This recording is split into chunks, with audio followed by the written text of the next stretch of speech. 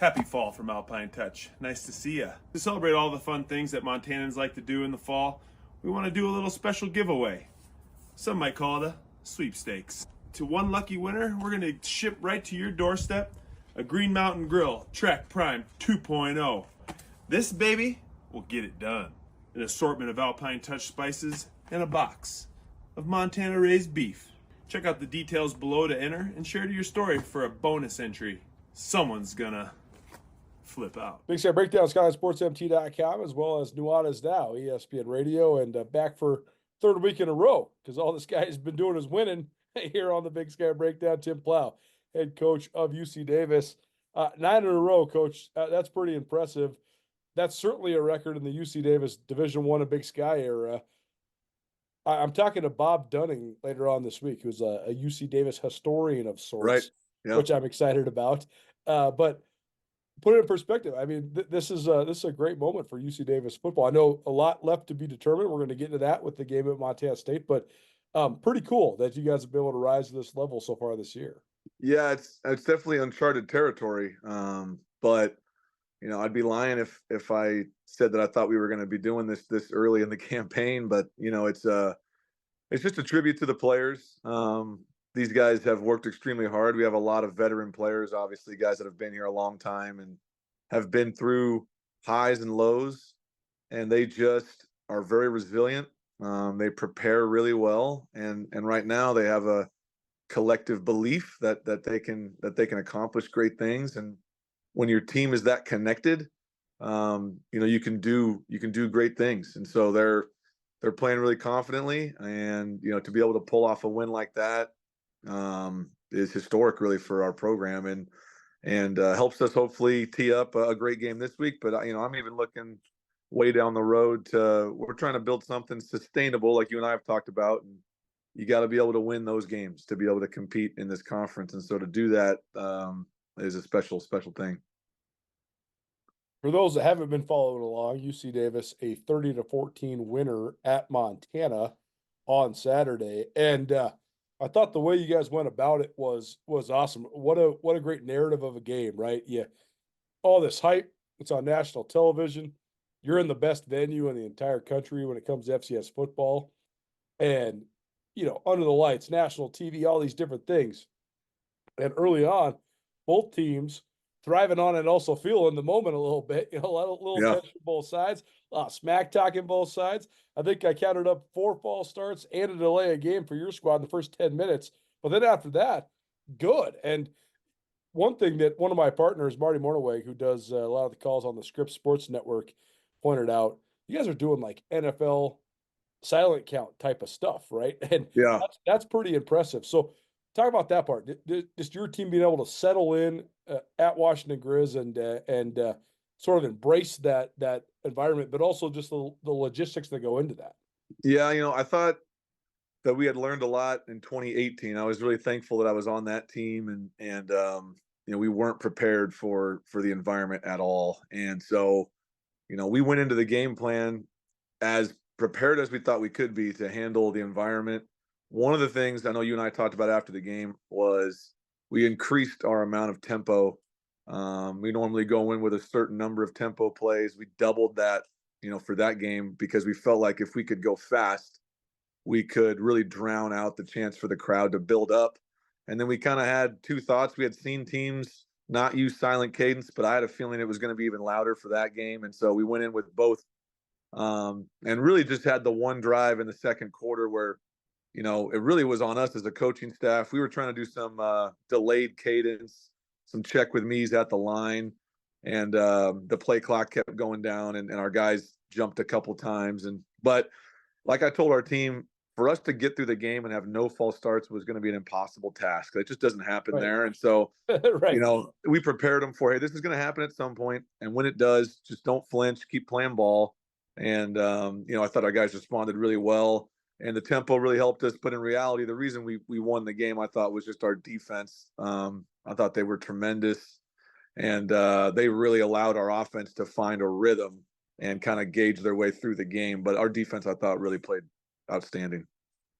Yeah, we had a story on SkylineSportsMT.com today just about your guys' defense and the way they've played, especially over the last 4 weeks. Been pretty impressive to see their performances.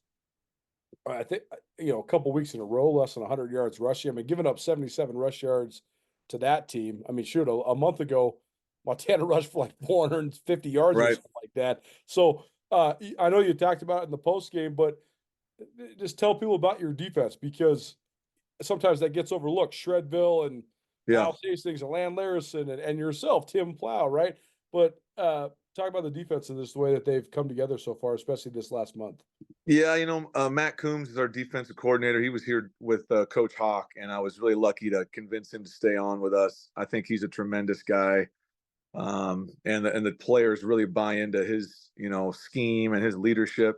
When I took the job, I got about 60 text messages the day that I accepted the job from our players, and all the text messages were about keeping Coach Coombs. And that's offense awesome. and defensive players. So I knew that was task number one. But our defense has really been banged up all year. We've been down 3, 4, 5 defensive linemen. Rex Connors missed the first couple of games. Porter missed a game. Samaje, our corner, missed a game.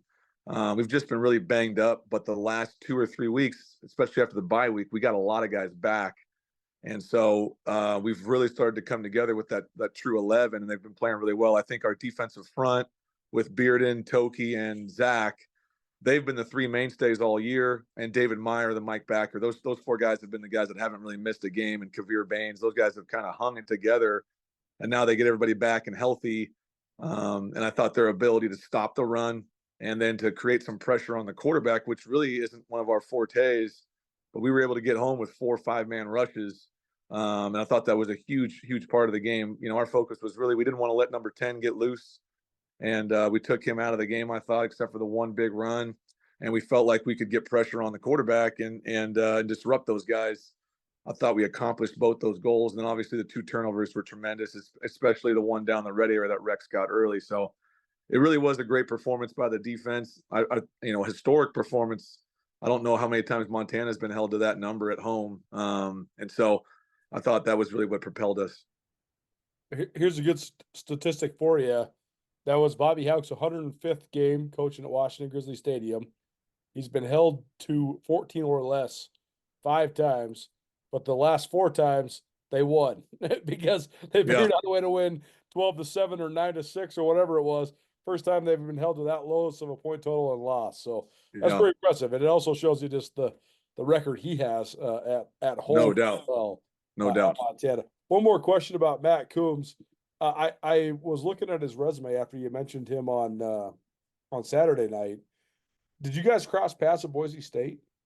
No. So what happened was, Matt went to Yale. He was a Yale grad, and he was coaching really high school football, and latched on with Boise State as a graduate assistant, quality control guy.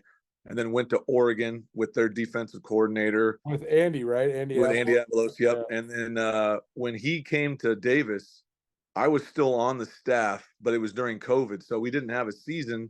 But that fall of 2020, we basically did like a fall spring ball. So we had about 15 practices, and basically him and I just went after each other for 15 practices, and it was really competitive. And I was really impressed just by how he had changed the culture of our defense. Back then, our offense was really rolling, and those 15 practices were extremely competitive. And I just remember in the back of my mind being like, man, I think this guy's pretty good. And then he had a lot of success. And when I came back, he was kind enough to stay and help us. So it's I've known about him, obviously. I had that small time with him on staff. But I think just his success from afar as I followed the program, and then the players' response, when I got the job, speaks everything about how much they love him. So he's a huge part of what we do by far. Tim Plough joining us here on a variety of different networks, Big Sky Breakdown Podcast Network, as well as Nuanez Now, ESPN Radio. The sort of the balancing act when you're an offensive guy, he's a defensive guy. I thought Jeff Choate gave me a great line once upon a time. He said, in college football, especially at the FCS, when you have scholarship limits, etc., you get what you emphasize. And you see that a lot of times, especially the Big Sky. you're a defensive team like Jay Hill had at Weber State. You're a Right. defensive team like, Bobby Hauck's had at Montana for years, or Jeff Choate had at Montana State. You guys seem though to be pretty balanced, and that's true even before you got there too. Though I thought Davis was great on defense last year too. I thought you guys Right. were really, really good. So how do you balance it? How do you get both? I think for me, one of the biggest concerns I had as a head coach was always trying to create a situation with the team that they viewed me as the head coach. I don't want them to view me as the offensive coordinator that happens to be the head coach, and so, that was a concern of mine. How am I going to do that? And so what I wanted to do was continue to build our environment as a team, make that Shredville thing more of a team mindset of what we do. But during the week, during practice, I'm down with the defense. I actually run the offensive scout team. I let our offensive coaches, install the game plan with the offense. But I want to be down there with them, and I want to be around them so they feel like I'm invested in them just as much as I'm invested in the offense. And as good as Davis has been over the years, we've historically been known for offense, but quietly always had a good defense. And Sure. I wanted to be able to showcase that for everybody, but also I wanted to reward those players and let them know how important they are to me. And I think having Matt here, but also having a couple guys on our defensive staff that I coached with years ago with Hawk has helped that transition.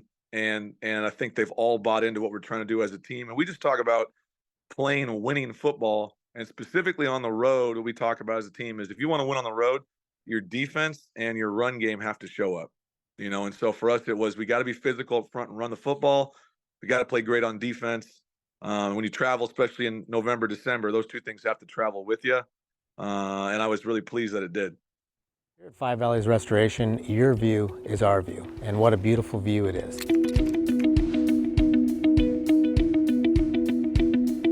We are proud to be locally owned, locally operated. We love our community here in Missoula and also the full Five Valleys that we do service. We give back to the community, we service our community. Our kids go to school here, we live here, we play here, and we love it. When it comes to just the growth of your company over the last 15, 16 years, what do you credit that to?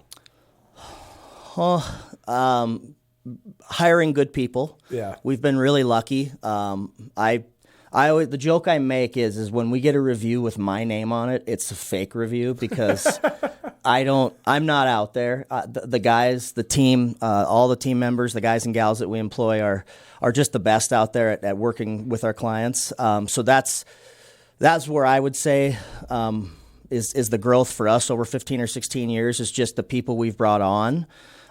Started with me, obviously, and for 7 or 8 years doing all the on-call work, taking the calls in the middle of the night. But we have such a good team now that I don't even know half the stuff exists when it happens unless I speak to the client themselves. Join Town Pump's Pump It Up Rewards Plus program and never pay full price for fuel again. Save 5 cents on every gallon every day at any Town Pump across Montana. Plus, earn and redeem points on your favorite in-store items to get free stuff with our clubs. Stop in and pick up a rewards card. Download the Pump It Up Rewards Plus app today. Or visit townpump.com/rewards to register and start saving.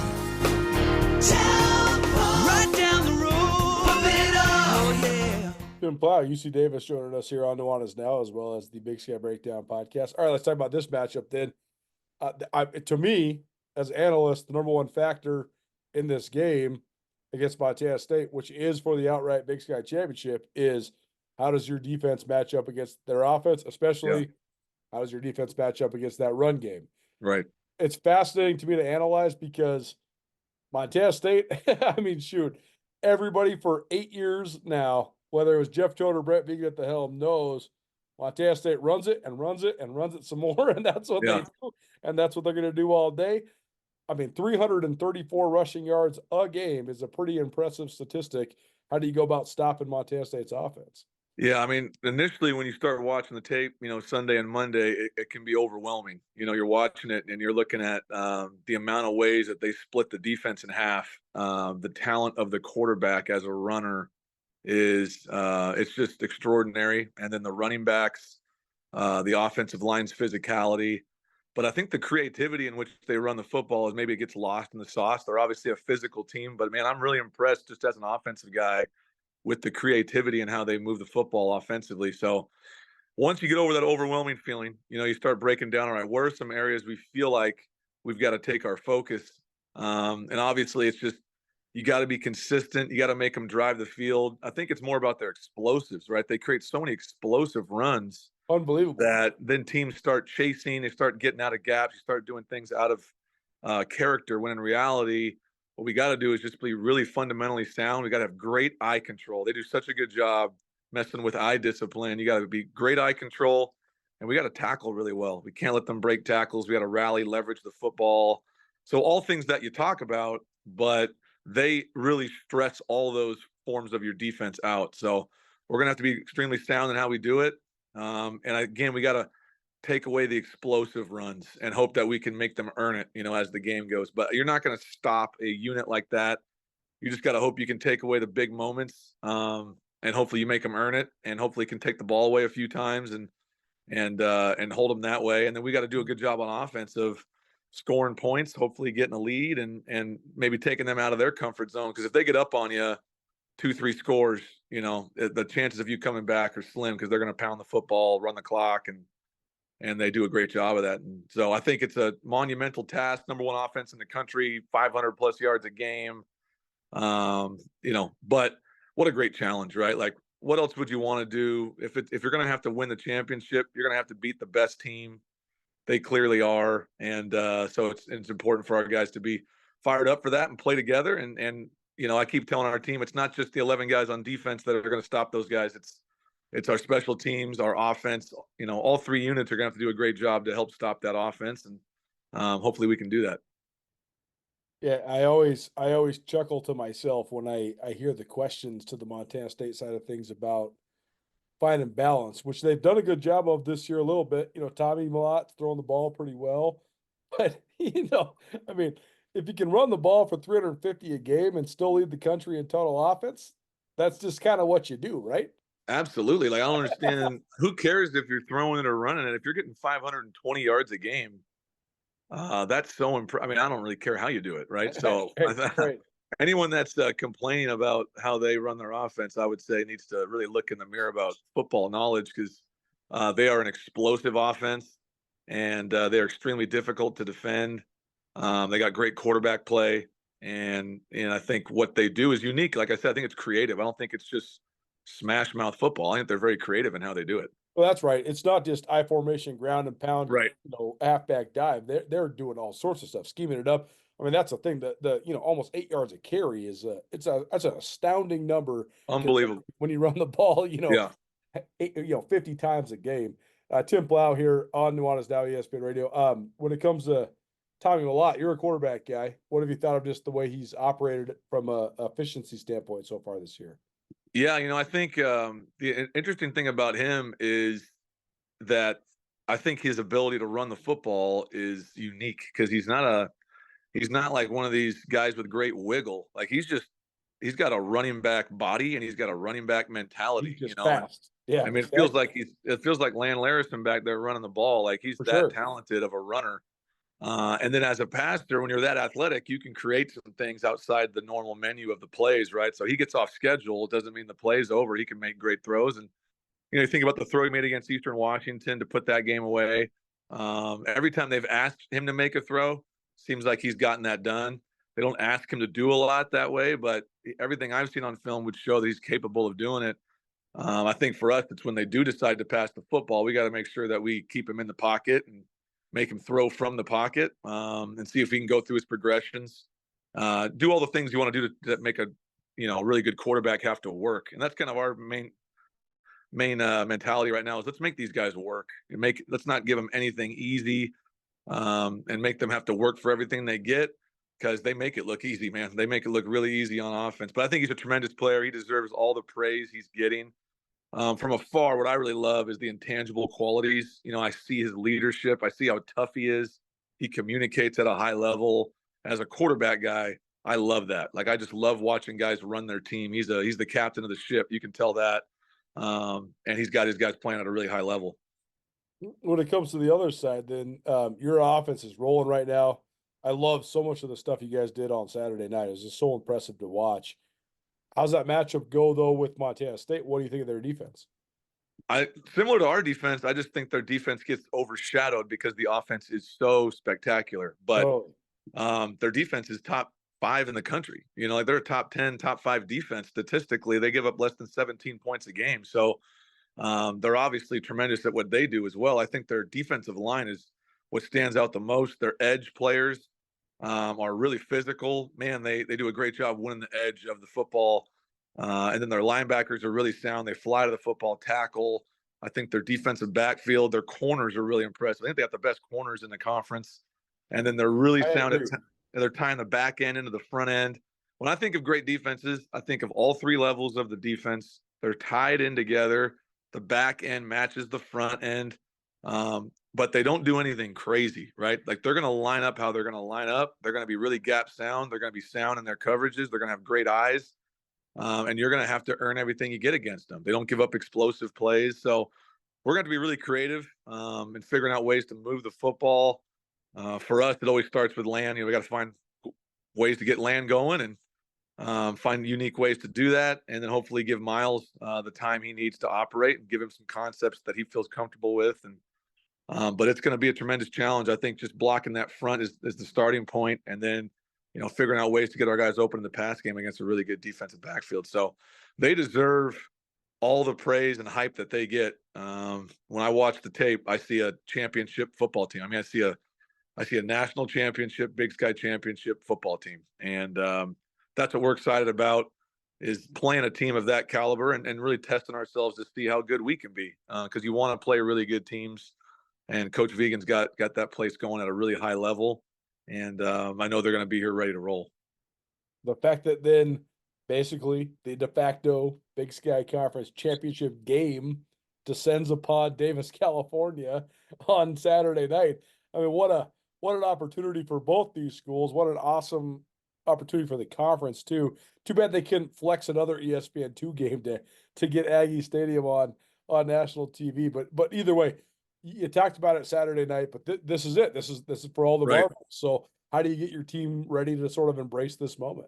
Yeah, and I didn't want to, it's funny, new head coach. I should probably not say so much, but hey, it's just facts though, man. Like, yeah, I mean, I think for me, it's just math. I'm not discounting the last game, but we all know how the math works, right? Like, if we win the game, even if you lose the last game, you win the tiebreaker and you get the automatic qualifier, and you're the champ. So, we knew that. We talked about that before the Montana game. If you want to earn a chance to play for the championship, you got to beat the Grizzlies, and you got to beat the Grizzlies to get to the Cats, And so I think the cool thing for us is it is in Davis, because we're trying to promote our program. We're trying to promote our school, but we're also trying to create an atmosphere at Davis that they have at Montana State, that they have at Montana, and get our students and our alumni excited about the future of Davis football. And so to be able to host the game, I know the Bobcats are going to show up in full force. They're probably going to have 1,000 fans there, which is awesome. Like, let's fill the stadium up. Let's make it a great atmosphere.